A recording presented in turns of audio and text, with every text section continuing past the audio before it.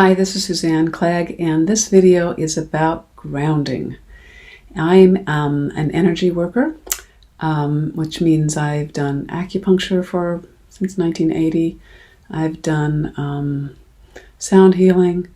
I've been specializing in energy medicine for cancer for the last decade or so. And anyway, I've been around the block with energy healing. And one of the basic tenets is grounding. And the way most people ground is nice, and it works, and is good. I just like to ground a little more thoroughly than a lot of people do. Maybe because I'm able to fly so high, I need to really ground.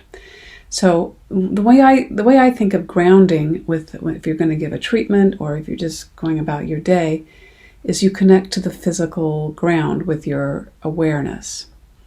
And so that's nice. So let's do that right now, okay? But there's so much more to grounding than just the physical. But let's begin at the physical. So just be aware of your physical body. So you can wiggle your fingers, wiggle your toes, breathe a little bit, and just notice your connection to the earth. Feel gravity holding you down. Feel the earth holding you up. So there you go. So now you're connected to your physicality. All right, good.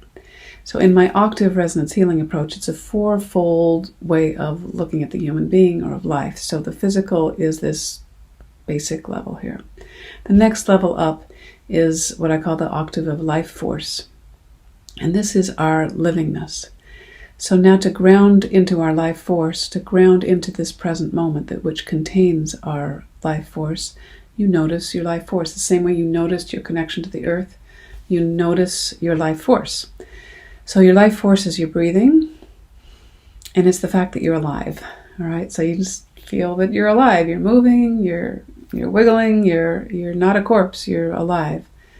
So feel that, and just be aware of that. And when I do that, it sort of wakes me up a bit, or it just helps me. Brings a lightness into my body that it wasn't there if I'm just in my head thinking about, okay, I'm grounded onto the earth. So there we go there. All right, good. All right, now the next level up, or the next octave up, is the octave of emotions and images. And the emotions are closer to the physical than the images are, so let's do them first. So you just notice the emotional weather of the room. So the room that you've been in, there might be some clutter, there might be some serenity. Just notice whatever it is that you notice. And so you notice the emotional weather in your environment, and then you notice your own emotions. Are you feeling happy, sad, angry, scared, peaceful? All those feelings. And you just notice it.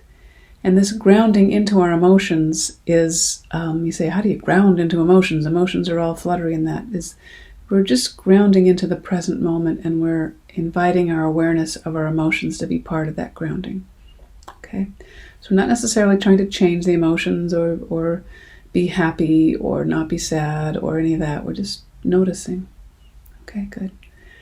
All right, so then the next part of this emotions and images is the images. And a nice image that you can do for grounding is to imagine that there is a cord connecting maybe the top of your head down through your center, right down into the ground, into the center of the earth. You can imagine that. Or you can imagine that the earth is somehow reaching up and holding you down. That's a nice one too. So use your imagination to help you connect to the earth in a fuller way. So we're not just talking heads and going about in our business. We're really in our bodies on the ground. All right, good. Now the next level or octave is the octave of the spiritual. And the spiritual is the lower part of the spiritual octave is thinking. And the upper part of that octave is beyond thinking, and then way beyond that. Those are the spiritual realms. But we can access them with our thinking.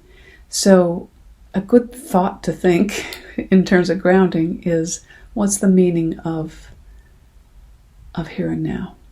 So right now I'm making this video, and I could say, what's the meaning of me making this video right now? And I mostly ask the question, and it actually kind of brings the spirit into me. It brings my spiritual... Asking questions is key to connecting with spirit. You don't connect to spirit. It's usually an inviting, an invocation, a welcoming, a enjoying, a gratitude, that kind of thing. All right, so that's the four ways of being present, and that helps you ground if you're giving an energy healing treatment, or if you're just out and about with your day.